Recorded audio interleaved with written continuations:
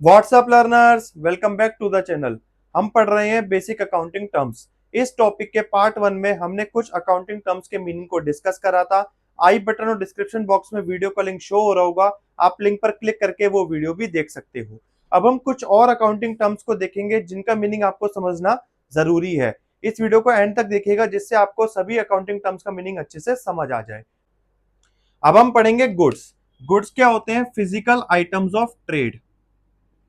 जिन products में कोई भी फर्म डेली बेसिस पर मैन्युफैक्चरिंग करेगी या फिर परचेज करेगी उनको मार्केट में सेल करने के लिए, जिनसे वो प्रॉफिट जनरेट करेगी, उन आइटम्स को कहा जाता है गुड्स। जैसे किसी इलेक्ट्रॉनिक्स वाले बिजनेस के लिए टीवी, एसी, फ्रिज, ये सब क्या होंगे? गुड्स होंगे। ऐसे ही किसी फर्नीचर वाले के लिए टिम्बर, टेबल, चेयर, ये सब क्या होंगे? गुड्स होंगे, क्योंकि वो इन्हीं प्रोडक्ट्स में डेली बेस पर डील करेंगे जिनसे वो अपना प्रॉफिट जनरेट करेंगे। अब अगर किसी फर्नीचर वाले ने अपनी दुकान में टीवी, एसी, फ्रिज लगवा रखा है तो वो उसकी एसेट्स हैं, लेकिन टेबल, चेयर उसके लिए गुड्स है। ऐसे ही किसी इलेक्ट्रॉनिक्स वाले ने अपनी दुकान में जो वो शोरूम में टेबल, चेयर यूज करेगा वो उसके एसेट्स हैं, लेकिन टीवी, एसी, फ्रिज उसके गुड्स होते हैं। गुड्स के बाद आती है सर्विसेज। सर्विसेज क्या होती हैं? जैसे कि टीचिंग सर्विस, डॉक्टर की कंसल्टेशन। इनकी कोई फिजिकल एग्जिस्टेंस तो नहीं है, बस ये एक जने से दूसरे जने में पास ऑन हो रही है और इन्हीं से ये लोग अपना प्रॉफिट जनरेट कर रहे हैं, तो ये सर्विसेज कहलाती हैं। तो ये होते हैं गुड्स और सर्विसेज। फिर आता है हमारे पास एक्सपेंडिचर। एक्सपेंडिचर क्या होता है? All the sources of outflow of cash during the course of business.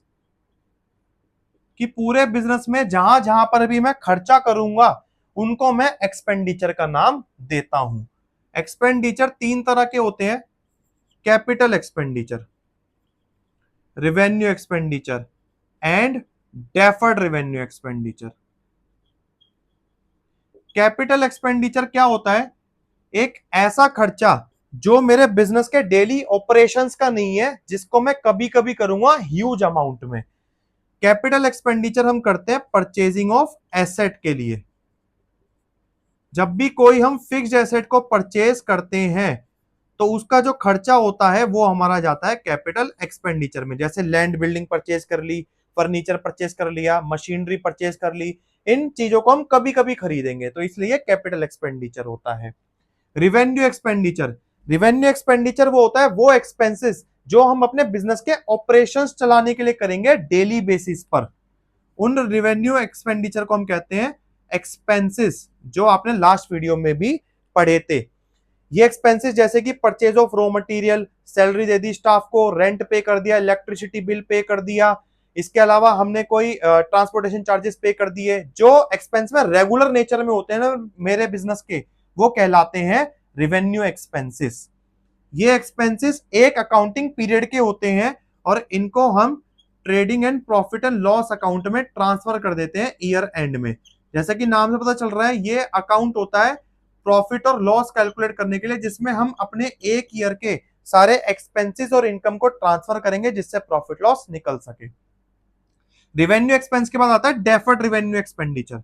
Deferred revenue expenditure वो होता है एक ह्यूज अमाउंट में हमने एक्सपेंस तो कर दिया, लेकिन हम उसको एक ही साल के प्रॉफिट एंड लॉस में शो नहीं कर सकते क्योंकि लॉस हो जाएगा, जिससे हमें बहुत ह्यूज अमाउंट का एक्सपेंस होता है। तो इसको हम धीरे धीरे साल दर साल अपनी बुक्स में से रिटर्न ऑफ करते हैं। जैसे कि एडवर्टीजमेंट। एडवर्टीजमेंट रिवेन्यू एक्सपेंस भी हो सकता है, डेफर्ड रिवेन्यू भी हो सकता है। अगर हम रेगुलर बेसिस पर एडवर्टीजमेंट के अंदर छोटे छोटे अमाउंट में खर्चा कर रहे हैं तो उसे हम रिवेन्यू एक्सपेंस में डाल देते हैं, जिसको हम अपने हर अकाउंटिंग पीरियड के प्रॉफिट एंड लॉस में रिटर्न ऑफ कर सकते हैं। बट हमने एडवर्टीजमेंट पे एक ही बार में बहुत बड़े अमाउंट का खर्चा कर दिया, अब उसको हम एक ही साल के प्रॉफिट लॉस में तो नहीं दिखा सकते, तो हम उसको टुकड़ों में रिटर्न ऑफ करेंगे हर साल के trading and profit and loss account से। तो उस टाइम पे एडवर्टीजमेंट बन जाता है डेफर्ड रेवेन्यू एक्सपेंडिचर, जो एक बार में खर्चा करके जिसको हम साल दर साल टुकड़ों में रिटर्न ऑफ करते हैं। तो ये थे हमारे एक्सपेंडिचर्स। एक्सपेंडिचर्स के बाद आती है रिसिप्ट। रिसिप्ट होते हैं all sources of inflow of cash during the course of business. कि पूरे बिजनेस के पास जिन जिन जगह से कैश आ सकता है उन सभी को हम कहते हैं रिसिप्ट्स। रिसिप्ट्स भी दो तरह की होती हैं, capital receipts and revenue receipts. Just like capital expenditure, capital receipts भी वो रिसिप्ट्स होती है जहां से पैसा कभी कभी जनरेट होगा। जब हम एसेट्स को परचेज करते हैं तो वो कैपिटल एक्सपेंडिचर में जाती हैं, और जब हम एसेट्स को सेल करते हैं अपनी फिक्स्ड एसेट्स को, तो वो हमारी कैपिटल रिसिप्ट्स के अंदर जाती हैं। लैंड बिल्डिंग कभी कभी बेचेंगे हम, तो उनसे जो इनकम जनरेट होगी वो कभी कभी होगी, या फिर जैसे प्लांट मशीनरी हो गई, हमारे बिजनेस के फर्नीचर हो गया, डिलीवरी वैन हो गई, तो ये सबकी सेल हमारी आती है कैपिटल रिसिप्ट में। रिवेन्यू रिसिप्ट, रिवेन्यू रिसिप्ट होती है जो डेली बेस पर हम इनकम करेंगे रेगुलर बेसिस पर एक अकाउंटिंग पीरियड में, उसे हम कहते हैं रिवेन्यू रिसिप्ट। इसके अंदर हमारी सारी इनकम्स आ जाती हैं एक अकाउंटिंग पीरियड की, और इन सभी इनकम्स को हमें trading and profit and loss account में दिखाना होता है, जिस अकाउंटिंग पीरियड में ये रिसीव हो रही है उसी अकाउंटिंग पीरियड के लिए, जिससे कि हम अपना करेक्ट प्रॉफिट लॉस निकाल सकें। तो ये होती है हमारे पास एक्सपेंडिचर और रिसिप्ट। अब हम पढ़ेंगे परचेज। परचेज क्या होता है? Purchase of raw material for manufacturing of goods, या फिर purchase of stock in trade for resale. कि या तो हम रॉ मटेरियल को परचेज कर लें जिससे कि हम अपने गुड्स की मैन्युफैक्चरिंग करेंगे, या फिर स्टॉक इन ट्रेड, बने बनाए अगर हमने गुड्स को परचेज कर लिया रीसेल करने के लिए, तो वो हमारी कहलाती है परचेज। अब परचेज जो होती है हमारी वो दो तरह से हो सकती है, या तो कैश में कर सकते हैं हम परचेज, या फिर क्रेडिट में कर सकते हैं हम परचेज। कैश मतलब कि हमने सामान खरीदा और बदले में कैश दे दिया। क्रेडिट मतलब सामान तो हम खरीद के ले आए लेकिन हम पैसा उसका बाद में चुकाएंगे, तो वो हमारी क्रेडिट परचेज कहलाती है। ऐसी फिर हमारी होती है सेल। सेल क्या होता है? सेल ऑफ फिनिश गुड्स, जो हमने गुड्स बनाए उन गुड्स की सेल, या फिर sale of stock in trade, और जो हमने गुड्स रीसेल के लिए खरीदे थे उन्हीं की सेल। ये हमारी होती है सेल्स बिजनेस की। सेल्स भी हमारी दो तरह से होती है, कैश सेल और क्रेडिट सेल। या तो हम सेल करेंगे तुरंत हमारे पास पैसा आ जाएगा, क्रेडिट सेल हम सेल तो कर रहे हैं लेकिन पैसा हमारे पास बाद में आएगा सेल का। जब भी हम क्रेडिट परचेज करते हैं तो हमारे पास क्रेडिटर बन जाते हैं। क्रेडिटर कौन होता है? हमारी एक लायबिलिटी होती है जिसको हम बाद में पैसा देंगे, जिससे हमने उधार सामान खरीदा था। जब भी हम सेल्स करते हैं क्रेडिट पर तो हमारे डेटर बन जाते हैं। डेटर हमारी एक एसेट होती है जिनसे हमें बाद में पैसा रिसीव होगा क्योंकि हमने इन्हें आज सेल करे हैं गुड्स। इसके बाद आती है परचेज रिटर्न, जिसे रिटर्न आउटवर्ड भी कहते हैं। मतलब कि जो हमने गुड्स परचेज करे थे उनको हमने रिटर्न कर दिया वापस वेंडर को, तो वो परचेज रिटर्न कहलाती है। सेल्स रिटर्न, जिसे हम रिटर्न इनवर्ड भी कहते हैं, जो हमने सेल करे थे वो गुड्स हमारे पास वापस आ गए तो उसे हम सेल्स रिटर्न कहते हैं। यहां पर प्रोडक्ट्स जा रहे हैं इसलिए रिटर्न आउटवर्ड कहा जाता है, और यहाँ पे प्रोडक्ट्स वापस आ रहे हैं तो इसलिए इसे रिटर्न इनवर्ड कहा जाता है। इन्वेंट्रीज और स्टॉक क्या होता है? इन्वेंट्रीज होते हैं वो गुड्स या वो प्रोडक्ट्स जो हमारे ईयर एंड में बच जाएंगे, जो सेल नहीं होंगे। जरूरी थोड़ी है कि हमने पूरे साल में जितनी भी यूनिट्स मैन्युफैक्चर करी या फिर परचेज करी सेल करने के लिए सारी ही बिक जाए, कुछ बच भी तो सकती है ना। तो जो स्टॉक हमारे पास बच जाता है, left over goods at the end of an accounting period, कि एक साल के एंड में, एक अकाउंटिंग पीरियड के एंड में जो भी गुड्स बच जाते हैं जो बिकते नहीं है उन्हें हम कहते हैं इन्वेंट्रीज। अब इन्वेंट्रीज में क्या क्या इंक्लूड होता है? इन्वेंट्रीज में स्टॉक इन ट्रेड भी हो सकता है।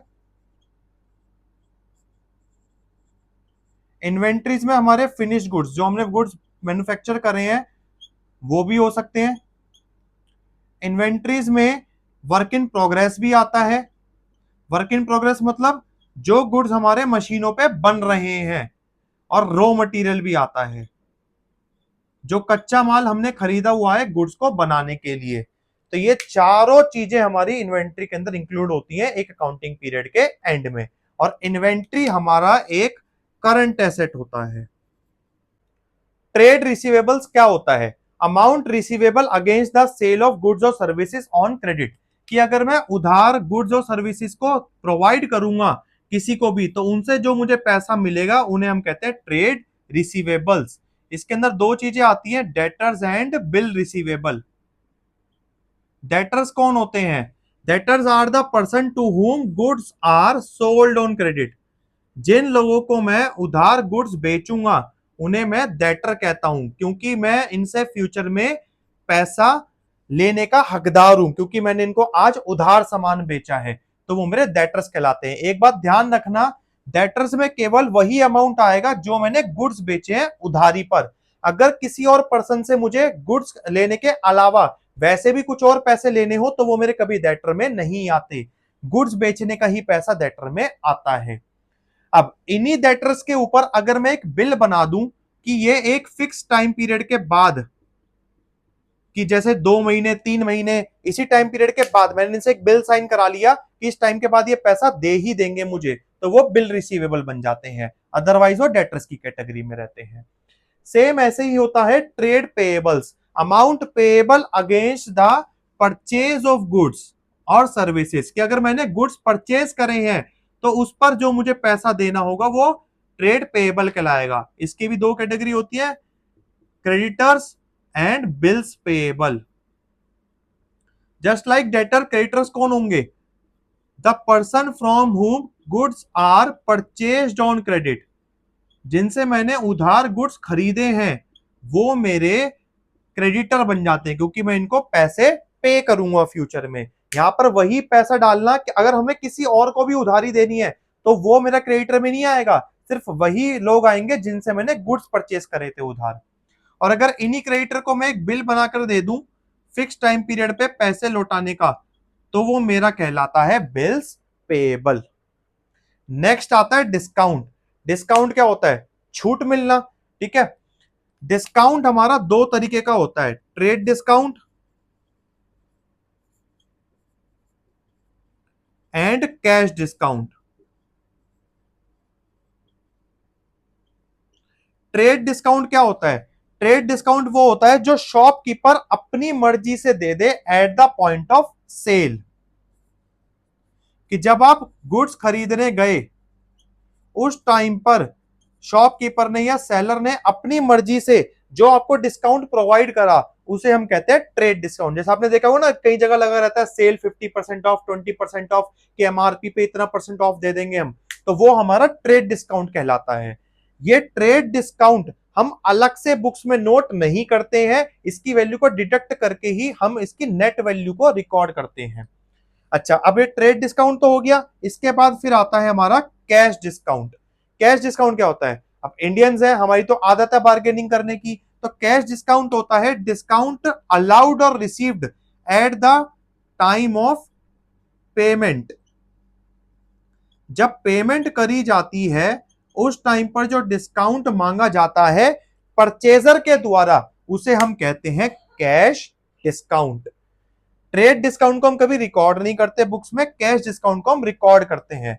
जैसे कि कोई आइटम 1000 रुपीज की थी और उस पर 10% का ट्रेड डिस्काउंट था, तो उसको लेस कर देंगे और उसकी नेट वैल्यू 900 रिकॉर्ड हो जाएगी at the point of sale. अब अगर मैं तुरंत कैश देकर के आ रहा हूं और मैंने कैश डिस्काउंट भी अवेल कर लिया, कितने का? 100 रुपए का, तो फिर पेमेंट मेरी 800 रुपए होगी, और ये जो 100 रुपए का डिस्काउंट है इसे हम अपनी बुक्स में शो करेंगे कैश डिस्काउंट के नाम से। कैश डिस्काउंट दो तरह का होता है, discount allowed and discount received.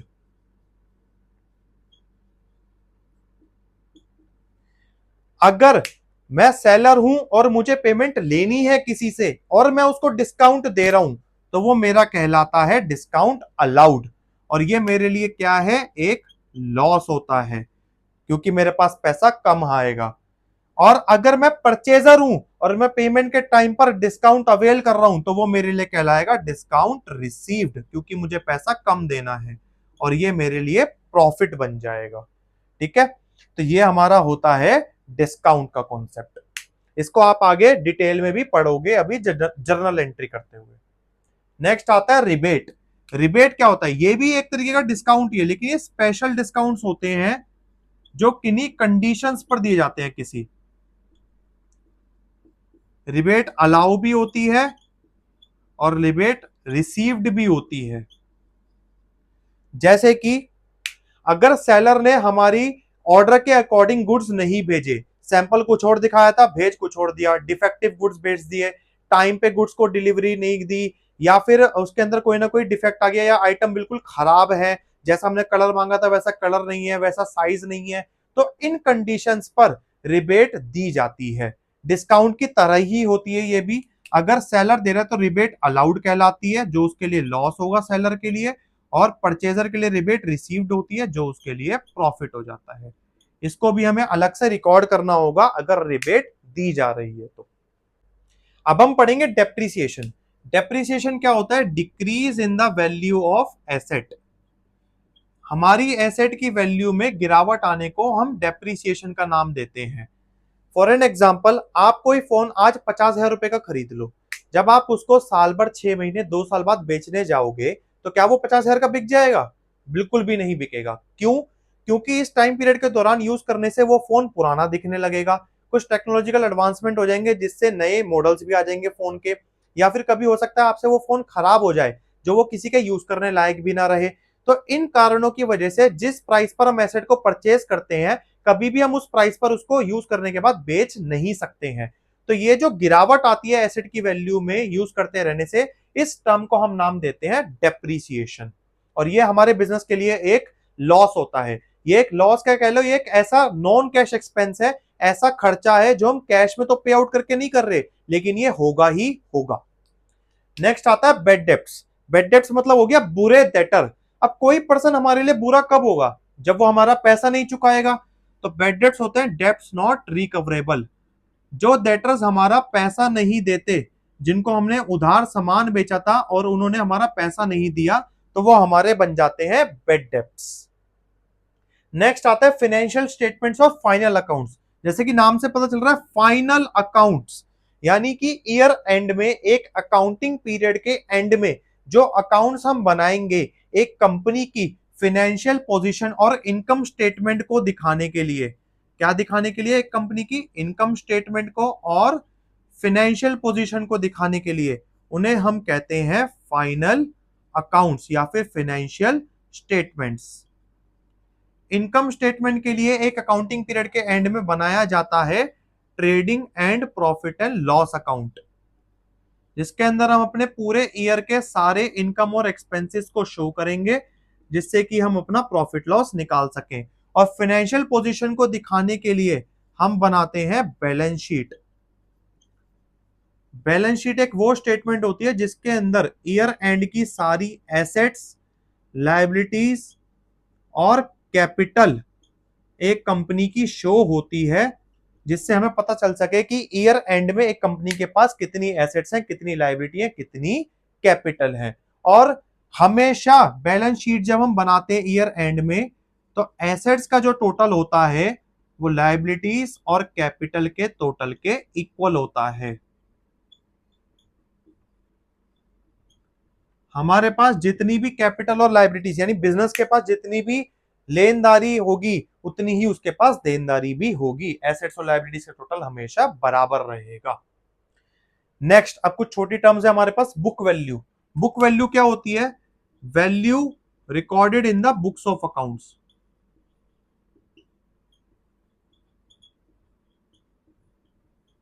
जो भी हमारे पास बुक्स हैं, उन बुक्स ऑफ अकाउंट्स के अंदर, बुक्स ऑफ अकाउंट्स क्या होती है? जिसमें हम अपने सारे अकाउंट्स को मैनेज करते हैं। उसमें जिस भी एसेट या लायबिलिटी या एक्सपेंस की जो वैल्यू हमने लिखी हुई है वो हमारी कहलाती है बुक वैल्यू। इंसॉल्वेंट। इंसॉल्वेंट क्या होता है? A person not capable of paying his dues.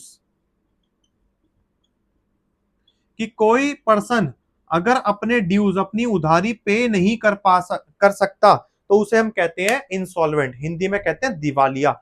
यानी कि जो अपने उधारी को कभी पे नहीं कर सकता, उसे हम इंसॉल्वेंट बोलेंगे।